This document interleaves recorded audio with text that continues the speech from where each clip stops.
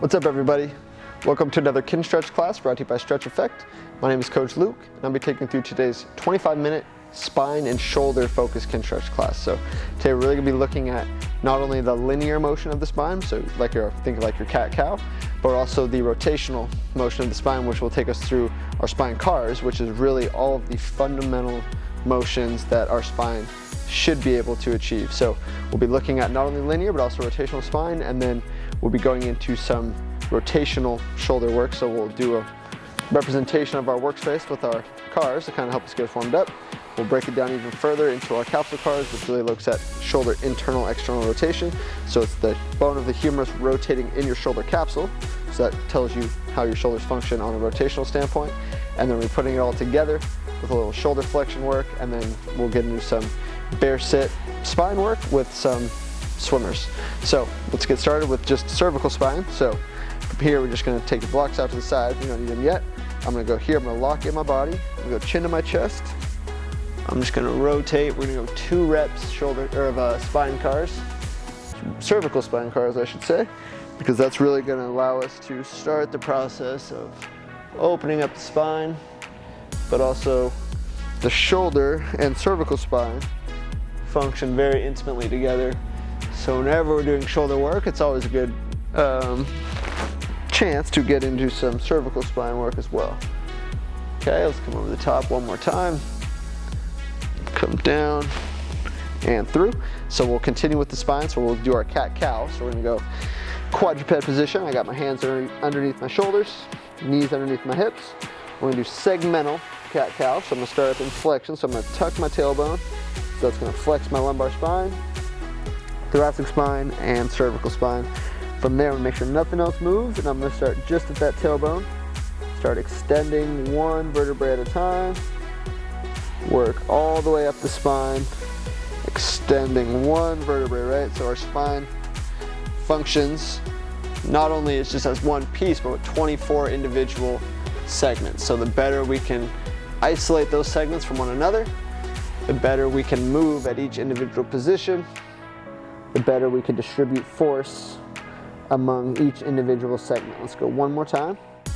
So extend, lift, arch the back, think mid-back, lower T-spine, thoracic spine, lift the chest, arch the back.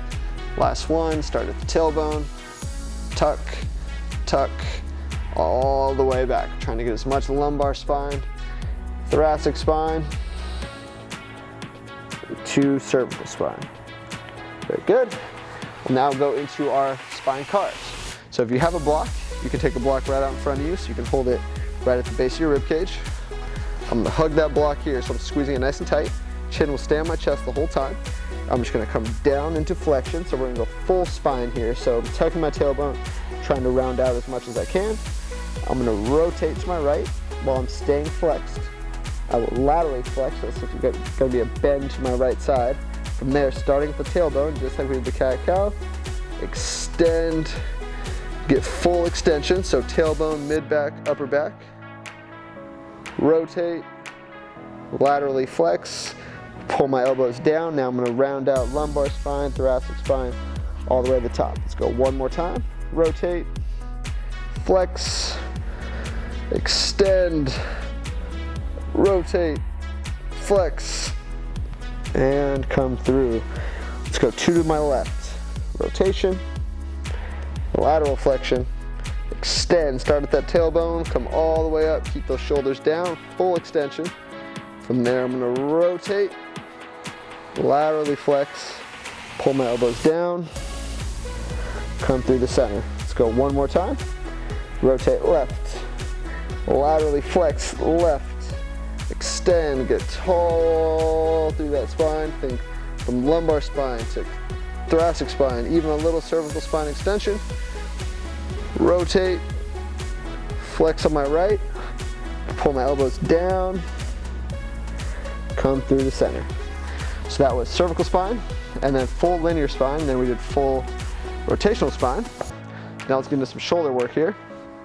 So I'm gonna go shoulder cars first, and then we'll do some capsule cars. Okay, so I'm gonna go single knee, so our half kneeling position. Right knee is down, I'm gonna do my right shoulder here. So we've got 2 shoulder cars. Arms out to the side. Come across the body, glutes stay tight, ribs stay down. Nothing else moves except that shoulder. I'm trying to rotate here as much as I can. We're gonna further tease that out with our capsule cars. Come down, extend back, thumb goes high, rotate over, everything stays still. Bicep scrapes the ear, scrapes my eyebrow as I reach across. Now palm is up, arm is straight the whole time. Come down and through, okay? So from there we got one more, stay tight here, ribs over the pelvis, right glute is tight, cross the body, nothing else moves, try not to rotate that torso, scrape your eyebrow with the bicep, reach as I come here. Now I'm trying to max out this rotation. So this rotation of the full, just like we talk about our capsule cars, right? So we'll kind of get into that, but full rotation at the joint and full global rotation, we call it. From there, I'm just gonna reverse back, thumb goes high, rotate up and over, down and across, and to the start. It's going to switch. Left knee is down, so now my left arm will be working. You could certainly do left knee down, right shoulder. It's up to you. Just in this case, we got left knee down, really tuck, squeeze here, ribs stay down. Right hand can go to the rib cage, or we can go out to the side. Help us create a little bit more tension in that way. It's up to you, whatever helps you feel more stable. Nothing else moves. Rotate shoulder across the body, bicep to the face, palm is up, as high into flexion as I can. Once I can't get any more flexion, like we said on the other side, try to not just rotate the hand, but rotate the full bicep around, reach back, palm turns over. Now the back side of my hand touches my side, and reverse to extension, to rotation, come up and over, down across the body, and through. One more time. Reach and rotate, up and over, come back, come down, back side of my hand touches my side, extend thumb high, rotate over the top, ribs stay down, all the way across the body, palm is up now. It's called adduction of the shoulder. Come down to my start. So now you can stay in half kneeling if you like, or you can go to tall kneeling, which is be 2 knees down. If you have a block available, you might as well use it, right? So we're gonna squeeze the block between the knees. So that's gonna give us some tension through the adductors. You wanna squeeze the glutes like you're doing like a glute bridge. So we got full contraction from here. Ribs stay down, because as we go into our what's called internal and external rotation, so we're rotating here, as you try to rotate externally, so I'm trying to take my palm or my fist back behind my body, it's inevitably you're gonna want to extend your spine. So you're gonna want to arch the back. So really think tight in the hips, tight through the core, create a lot of tension through the midsection. Elbow will be straight out from the side of my shoulder. Palms are right above those elbows, right? So you could be here or here. If you have tennis balls, you can squeeze tennis balls. But we want to try to keep this orientation here, so we're not moving front and back. It's all rotation at the shoulder joint, really, right? So we talk about capsule cars, that's internal, external rotation.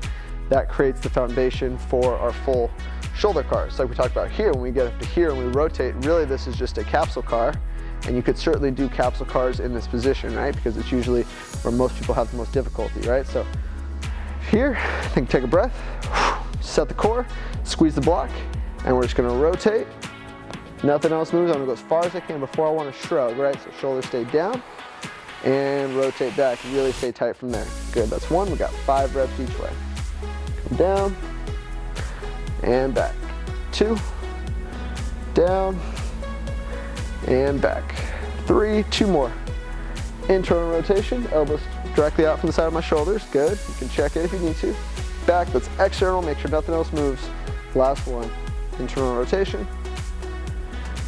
External rotation, squeeze, 5 more, back side of that shoulder is on fire, and relax, okay? So from there, that was our spine cars, that was cervical, that was linear and rotational.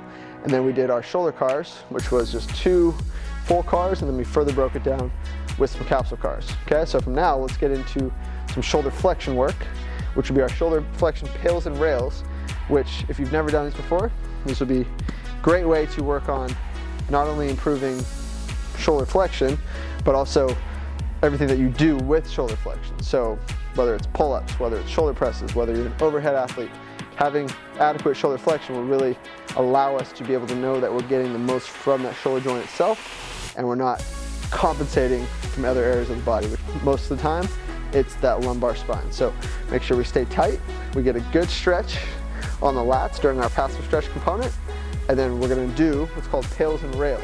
So our pails, so I'll just explain here. So we got a 2-minute stretch. I'm gonna be in this position here. So what I'm gonna do is I'm gonna have my palm on the block, and then I'm just gonna sit back into it, finding a stretch on my lats. Okay, so that's just gonna allow me to get deeper into the stretch here, because then again, right, I don't wanna be rotating this way. I wanna keep palm down, sit back and down, get a good stretch on the lat. So that'll be our passive stretch component. Our pails contraction will be trying to crush the blocks into the floor. So now I'm using those muscles I've been stretching to contract. My rails contraction will be trying to lift the palm off of the block without anything else going along for the ride, right? So pails contraction, build up for 10 seconds, give a max effort for another 10 seconds. Rails contraction trying to lift, max effort right away, 15 seconds. We got one set on each side, but we're gonna really take our time with this passive stretch. Okay, so we got palms on the blocks. Depending on your mobility, right? You could be here, stacked there, or here, stacked on top. Really whatever allows you to get the most stretch, and then but it's high enough so you can sink down to the ground, right? So I'm gonna find my position quadruped here, sit down. This form will be flat on the ground. You could certainly be here if this is where your shoulder flexion is. We wanna get as low into the stretch on the lat without anything else having to go along for the ride, or without rotating the torso or anything else like that. So find where you need to be, get a good stretch here, and focus on that belly breathing. So think 4 count in, so think take a breath in. Nice and slow. Exhale, 8 count out. Twice as long on the exhale as we did the inhale. That exhale is really where you're gonna be able to drop down, relax more. As that body relaxes, you'll be able to get deeper into that stretch, be able to get a little bit more out of it, get deeper and deeper as you go, okay? Let's take one more big deep inhale, think 4 count in, belly expands into those legs, that's our belly breath.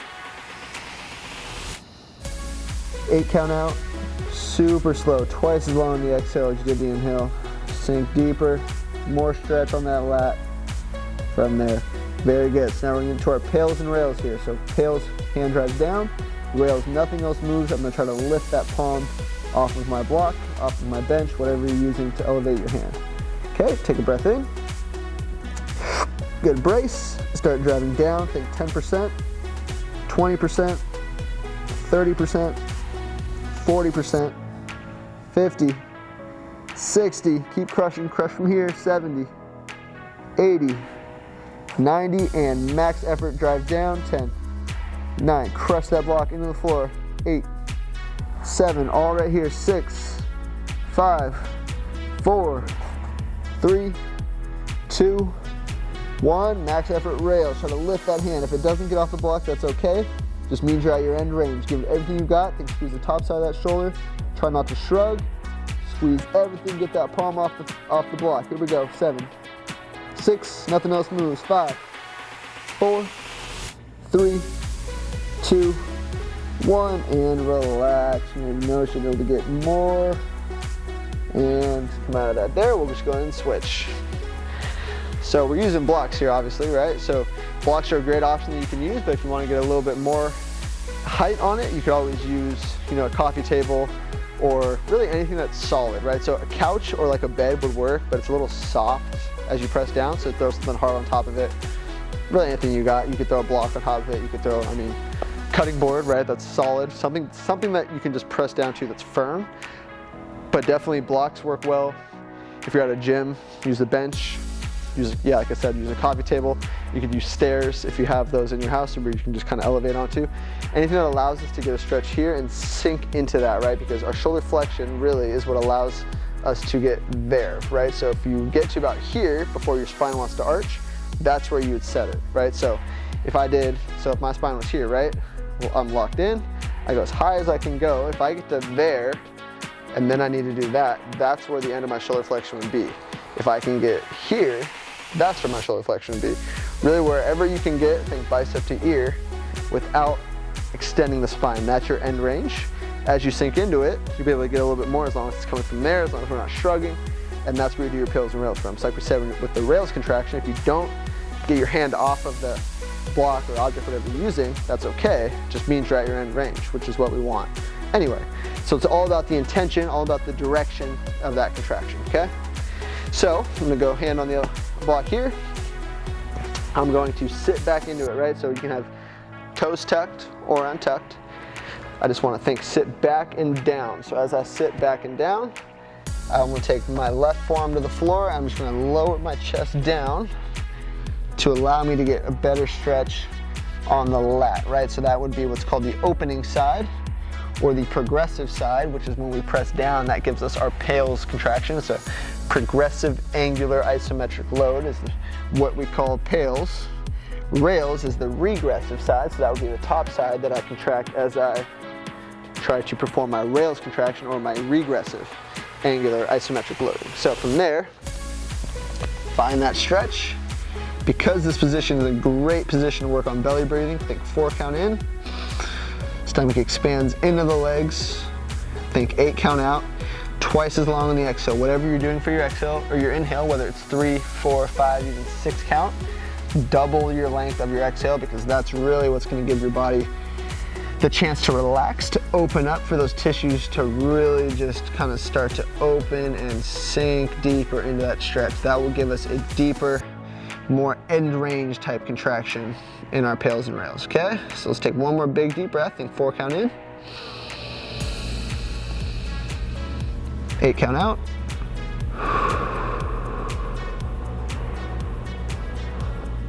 So as you exhale, you probably feel yourself lower down just a little bit more. That's what we want. Okay, next breath, we're gonna pack the air down, right? Take the breath in, brace that core, everything's locked in, nothing else moves, and then slowly, gradually start driving that right hand onto the block or table, whatever you're using. We're at 10%, 20%, we're gonna build it up to 100, 30, 40, really contract that lat here, 50, contract all through here, 60, 70, 80, keep that contraction, full body tension, 90, and 100% effort, drive down, 10, 9, 8, 7, 6, 5, 4, 3, 2, 1. Now rails, change directions, try to lift that palm off the block. If you can't get it there, that's okay. Just really try to squeeze the top side of that shoulder or that regressive side like we talked about. 10, 9, everything you got. 6, make sure you're not shrugging. 5, 4, skip some numbers there. 3, 2, 1, and relax, sink a little bit deeper. Drive down, think relax that arm. Just try to get more lat stretch. And relax. So let's follow this up with just 2 shoulder cars. You can go from collapsed kneeling, half kneeling, tall kneeling, standing, whatever you prefer. We just really want to just kind of follow up PALS and rails with some cars, because that'll help kind of what we call upload that information to the nervous system. So you will inevitably feel more range of motion after some PALS and rails. So now we want to show the brain how we control that range of motion. So we just did the right shoulder, so I'm going to go left shoulder first. Ribs down. I'm just going to come up and over, just like we started class.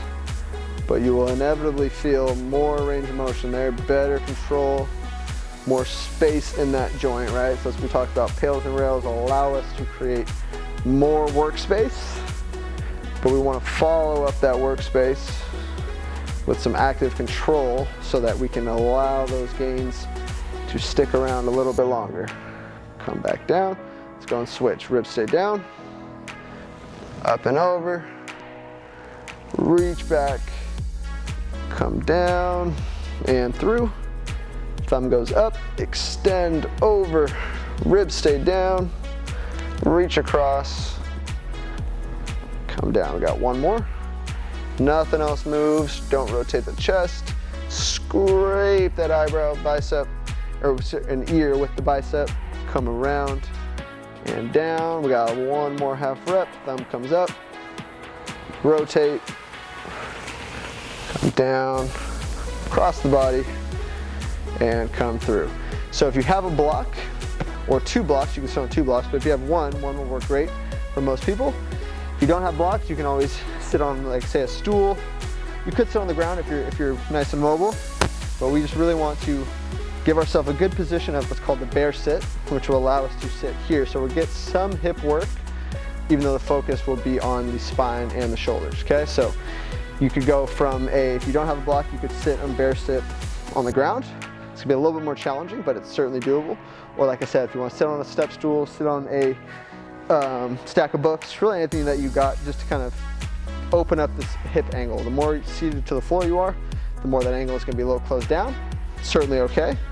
Just, it's all about getting you in a position for you're the most comfortable you could possibly be, even though we are gonna get some hip work in. So just through the aspect of from a stability standpoint. So if this position is not doable for you, you could be in a tall kneeling position, which is on the 2 knees with the hips extended like we did earlier in class, or you could be back in that collapsing position where you're sitting on your heels, because that will take the hips out of it and it'll still allow us to focus on the spine and the shoulders.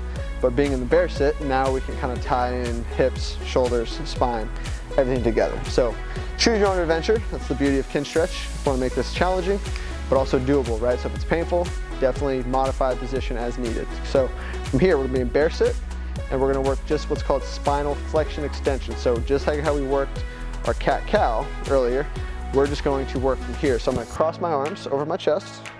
Chin will stay in the chest the whole time. So I'm gonna stay looking at you as I look at the camera, because as I go from here, it's gonna be very tempting to wanna do this, right? So we wanna make sure that all of our flexion and extension is coming from lumbar and thoracic spine, and we just take the cervical flexion extension out of it. So we'll keep, for you guys, we'll keep your chin on the chest. I'm just gonna stay facing straight ahead. Cross arms over the chest. I'm going to fold, full flexion. So lumbar spine, so tailbone tucks under, full spinal flexion, trying to round out, create a C with my spine. From there, I'm gonna start at tailbone, work up, extend. So now I'm trying to create that almost U shape, or just C in the other way, I guess it would be, right? So from there, extend. I don't want to shrug, and I don't want to do this, right? So I'm just trying to lift my chest, trying to stick my butt out, create a good, what's called global extension from the spine. And from there, I'm going to tuck my tailbone, round out that spine, pull myself down, shoulders come down, round it out. From there, I'm just going to reverse. We got 2 more things. Untuck your tailbone, extend from the lumbar to the mid-thoracic to the upper thoracic. So now I'm in this big extended position here, right? From there, tailbone again, tuck, tuck, tuck, back through, extend, extend, raise up 1 vertebrae at a time. By now you can feel why we put you in bear sit, and you feel those hips working too, even though it's just really a spine exercise. Last one, think tuck, fold yourself back in, each individual vertebrae contributing, and come back down. Okay, so that's spine flexion extension, but we really kind of threw that in there to not only give the shoulders a little break, but also give us a little primer for how we want to stay in this swimmer hover position, right? So I don't want to be fully extended, right? So I don't want to think a lot of extension from the spine, but I also don't want to let myself flex down. So I want to find myself right in the middle ground of those 2 extremes. Solidify the core, so take a breath in, pack the air down. I'm gonna go hands behind my head. We got 3 swimmer hovers. So my hands will be together behind my head, knees will be driving out. So I'm trying to take my knees to the floor the whole time. That'll give me some good tension from here. Brace that core, nothing else moves. Stay extended, elbows drive back. Hands will come off the back of the head. Elbows will always drive back to the wall behind me the whole time. So I'm gonna go up to my Y position, keep pressing back, so I'm continuing to drive behind me. I will reach and rotate, palms turn over like I did my shoulder cars. Keep squeezing my shoulder blades together, keep trying to get those palms up. Nothing else moves. Spine doesn't move, hips don't move, hands come behind my back, set down. From there, just reset, pack the air down, open up those knees, elbows squeeze back. Hands come off, reach back, palms up, swim up and over, come to my Y position, bend those elbows, Hands come back to behind my body and relax. We got 2 more there.